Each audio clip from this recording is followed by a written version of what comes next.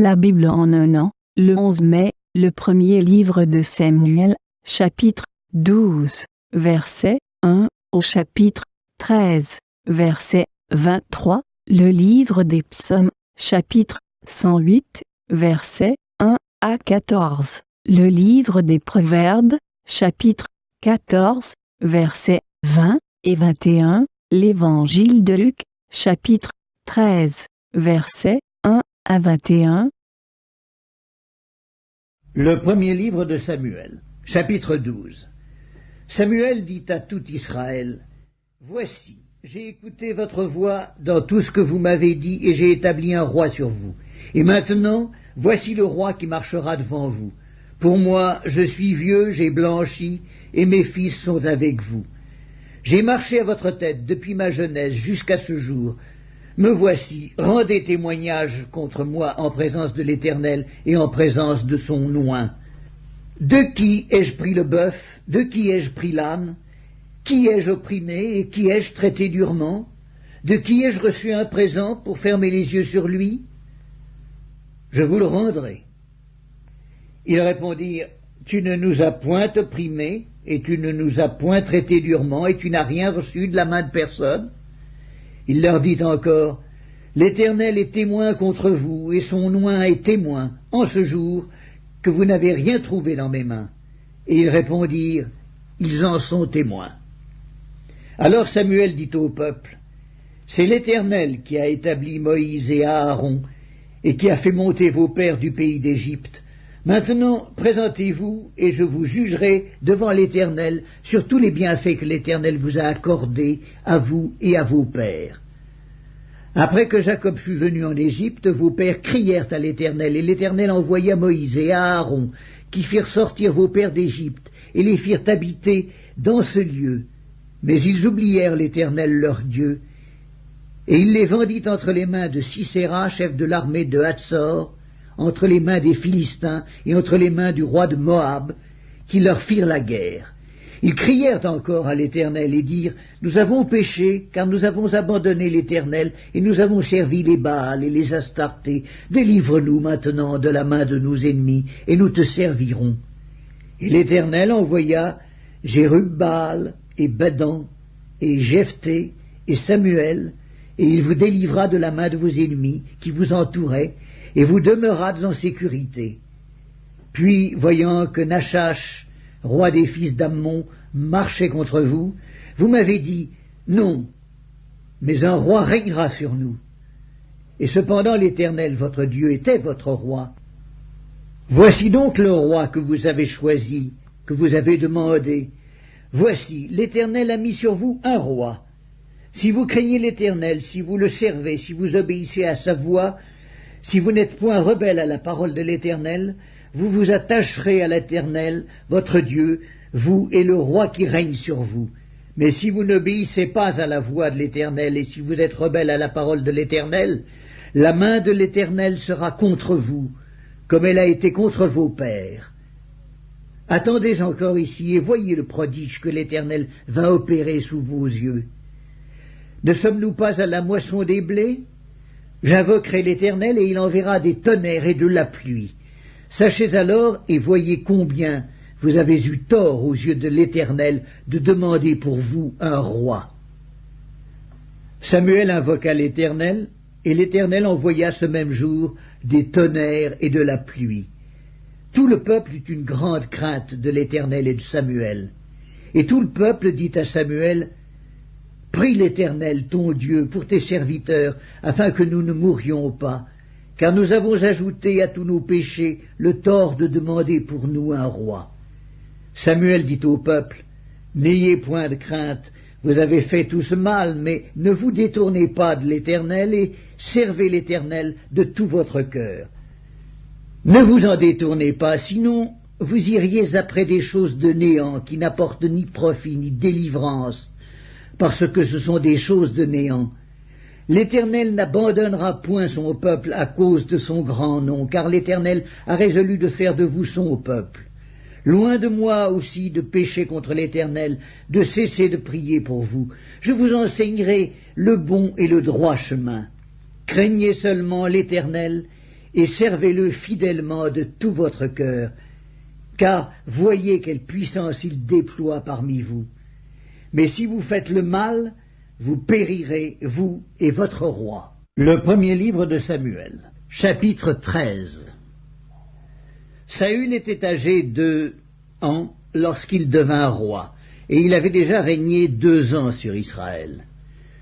Saül choisit 3000 hommes d'Israël, 2000 étaient avec lui, à Michmash et sur la montagne de Béthel, et 1000 étaient avec Jonathan à Gibéa de Benjamin. Il renvoya le reste du peuple, chacun à sa tente. Jonathan bâtit le poste des Philistins qui était à Géba, et les Philistins la prirent. Saül fit sonner de la trompette dans tout le pays, en disant que les Hébreux écoutent. Tout Israël entendit que l'on disait: Saül a battu le poste des Philistins, et Israël se rend odieux aux Philistins. Et le peuple fut convoqué auprès de Saül à Gilgal. Les Philistins s'assemblèrent pour combattre Israël. Ils avaient 1000 chars et 6000 cavaliers, et ce peuple était innombrable comme le sable qui est sur le bord de la mer. Ils vinrent camper à Michmash, à l'orient de Beth-Aven. Les hommes d'Israël se virent à l'extrémité, car ils étaient serrés de près, et ils se cachèrent dans les cavernes, dans les buissons, dans les rochers, dans les tours et dans les citernes. Il y eut aussi des Hébreux qui passèrent le Jourdain pour aller au pays de Gad et de Galaad. Saül était encore à Gilgal, et tout le peuple qui se trouvait auprès de lui tremblait. Il attendit 7 jours, selon le terme fixé par Samuel. Mais Samuel n'arrivait pas à Gilgal, et le peuple se dispersait loin de Saül. Alors Saül dit: Amenez-moi l'holocauste et les sacrifices d'action de grâce. Et il offrit l'holocauste.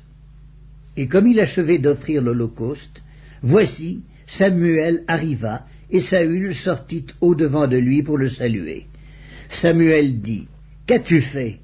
Saül répondit: Lorsque j'ai vu que le peuple se dispersait loin de moi, que tu n'arrivais pas au terme fixé, et que les Philistins étaient assemblés à Michmash, je me suis dit: les Philistins vont descendre contre moi à Gilgal, et je n'ai pas imploré l'Éternel. C'est alors que je me suis fait violence, et que j'ai offert l'holocauste. Samuel dit à Saül: Tu as agi en insensé, tu n'as pas observé le commandement que l'Éternel, ton Dieu, t'avait donné. L'Éternel aurait affermi pour toujours ton règne sur Israël, et maintenant ton règne ne durera point. L'Éternel s'est choisi un homme selon son cœur, et l'Éternel l'a destiné à être le chef de son peuple, parce que tu n'as pas observé ce que l'Éternel t'avait commandé. Puis Samuel se leva et monta de Gilgal à Gibéa de Benjamin. Saül fit la revue du peuple qui se trouvait avec lui. Il y avait environ 600 hommes. Saül, son fils Jonathan et le peuple qui se trouvait avec eux avaient pris position à Géba de Benjamin, et les Philistins campaient à Michmash. Il sortit du camp des Philistins 3 corps pour ravager. L'un prit le chemin d'Ophra vers le pays de Shual, l'autre prit le chemin de Beth-Horon, et le 3e prit le chemin de la frontière qui regarde la vallée de Tséboïm du côté du désert. On ne trouvait point de forgerons dans tout le pays d'Israël, car les Philistins avaient dit: Empêchons les Hébreux de fabriquer des épées ou des lances. Et chaque homme en Israël descendait chez les Philistins pour aiguiser son soc, son hoyau, sa hache et sa bêche, quand le tranchant des bêches, des hoyaux, des tridents et des haches était émoussé, et pour redresser les aiguillons. Il arriva qu'au jour du combat, il ne se trouvait ni épée ni lance entre les mains de tout le peuple, qui était avec Saül et Jonathan. Il ne s'en trouvait qu'auprès de Saül et de Jonathan son fils. Psaume 108, Cantique, psaume de David. Mon cœur est affermi, ô Dieu. Je chanterai, je ferai retentir mes instruments, c'est ma gloire. Réveillez-vous, mon luth et ma harpe, je réveillerai l'aurore. Je te louerai parmi les peuples, Éternel, je te chanterai parmi les nations, car ta bonté s'élève au-dessus des cieux et ta fidélité jusqu'aux nues. Élève-toi sur les cieux, ô Dieu, et que ta gloire soit sur toute la terre, afin que tes bien-aimés soient délivrés. Sauve par ta droite et exauce-nous. Dieu a dit dans sa sainteté, je triompherai, je partagerai Sichem, je mesurerai la vallée de Sukkot. À moi Galaad, à moi Manassé, Éphraïm est le rempart de ma tête, et Juda mon sceptre. Moab est le bassin où je me lave. Je jette mon soulier sur Édom, je pousse des cris de joie sur le pays des Philistins. Qui me mènera dans la ville forte? Qui me conduit à Édom? N'est-ce pas toi, ô Dieu, qui nous a repoussés et qui ne sortait plus, ô Dieu, avec nos armées? Donne-nous du secours contre la détresse. Le secours de l'homme n'est que vanité. Avec Dieu, nous ferons des exploits. Il écrasera nos ennemis. Livre des Proverbes, chapitre 14. Le pauvre est odieux, même à son ami, mais les amis du riche sont nombreux. Celui qui méprise son prochain commet un péché, mais heureux celui qui a pitié des misérables. Évangile de Luc, chapitre 13. En ce même temps, quelques personnes qui se trouvaient là racontaient à Jésus ce qui était arrivé à des Galiléens, dont Pilate avait mêlé le sang avec celui de leur sacrifice. Il leur répondit, « Croyez-vous que ces Galiléens fussent de plus grands pécheurs que tous les autres Galiléens, parce qu'ils ont souffert de la sorte ? Non, je vous le dis, mais si vous ne vous repentez, vous périrez tous également. » Ou bien ces 18 personnes sur qui est tombée la tour de Siloé et qu'elle a tuées, croyez-vous qu'elles fussent plus coupables que tous les autres habitants de Jérusalem ? Non, je vous le dis. Mais si vous ne vous repentez, vous périrez tous également. Il dit aussi cette parabole. Un homme avait un figuier planté dans sa vigne. Il vint pour y chercher du fruit, et il n'en trouva point. Alors il dit au vigneron, « Voilà 3 ans que je viens chercher du fruit à ce figuier, et je n'en trouve point. Coupe-le. Pourquoi occupe-t-il la terre inutilement ?» Le vigneron lui répondit, « Seigneur, laisse-le encore cette année. Je creuserai tout autour et j'y mettrai du fumier. Peut-être à l'avenir donnera-t-il du fruit, sinon tu le couperas. » Jésus enseignait dans une des synagogues le jour du Shabbat. Et voici, il y avait là une femme possédée d'un esprit qui la rendait infirme depuis 18 ans. Elle était courbée et ne pouvait pas du tout se redresser. Lorsqu'il la vit, Jésus lui adressa la parole et lui dit, « Femme, tu es délivrée de ton infirmité. » Et il lui imposa les mains.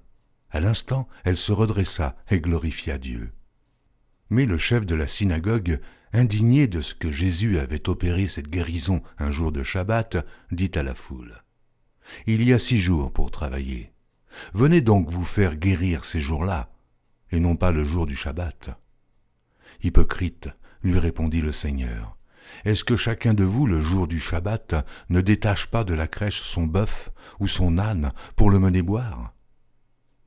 Et cette femme, qui est une fille d'Abraham, et que Satan tenait liée depuis 18 ans, ne fallit-il pas la délivrer de cette chaîne le jour du Shabbat ? » Tandis qu'il parlait ainsi, tous ses adversaires étaient confus, et la foule se réjouissait de toutes les choses glorieuses qu'il faisait. Il dit encore, « À quoi le royaume de Dieu est-il semblable ? Et à quoi le comparerai-je ? Il est semblable à un grain de sénévé qu'un homme a pris et jeté dans son jardin. Il pousse, devient un arbre, et les oiseaux du ciel habitent dans ses branches. » Il dit encore, « À quoi comparerai-je le royaume de Dieu ? Il est semblable à du levain qu'une femme a pris et mis dans 3 mesures de farine pour faire lever toute la pâte.